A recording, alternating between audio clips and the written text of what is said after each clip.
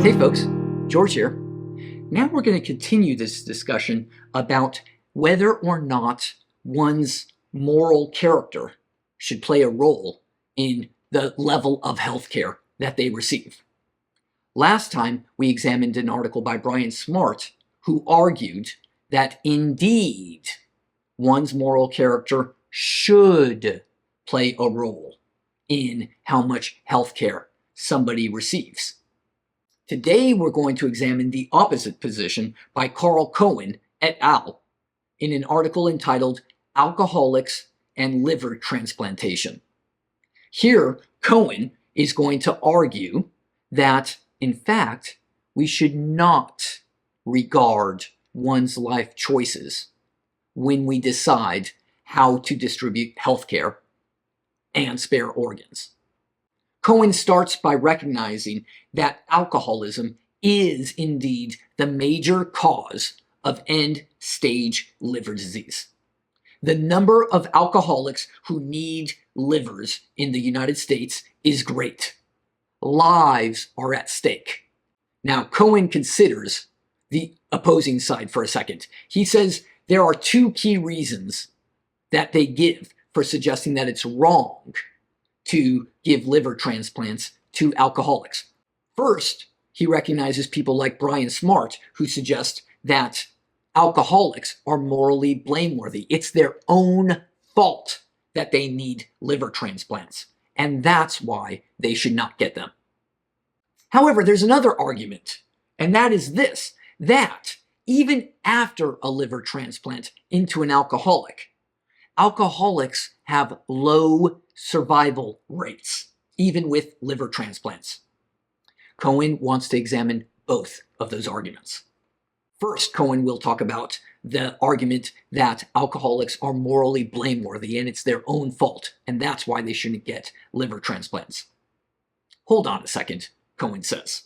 We know that in car accidents, people who don't wear their seatbelt, we still treat them without hesitation, even if it's their own fault that they did not wear a seatbelt. They still get the maximum level of health care. Don't you think they should? Cohen thinks it's obvious that they should.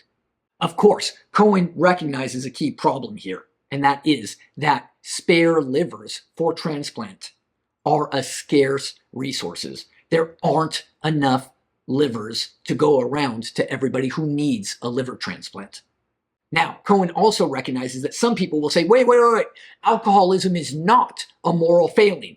In fact, alcoholism is a disease or something like that, an addiction that is uncontrollable. It's not a moral failing, and therefore we shouldn't penalize or consider such things in liver transplants. Maybe, but Cohen recognizes that this is a very controversial idea, right? This is a very controversial idea that not everybody agrees with. So he's not going to base his argument from there. So then, for Cohen, what is the problem with the argument given by people like Smart, who suggest that it's their own fault, therefore they don't deserve a liver transplant? Here's where the problem is.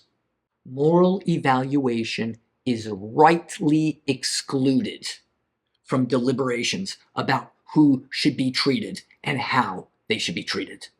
All other sorts of moral failings don't factor into treatment.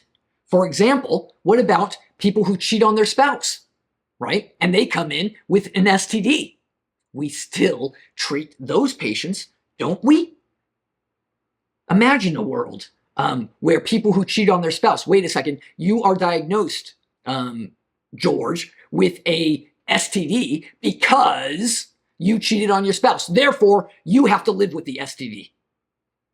Nobody would suggest that that's the appropriate guideline for medical care. We don't use moral guidelines for other sorts of medical care. Why should we use it for things like liver transplants? Cohen says we shouldn't. By the way, there's many good reasons for excluding moral considerations when we think about who should get treatment and what treatments they should get. The first thing is We can't pass judgment fairly because we don't know all the details. We just don't know all the details.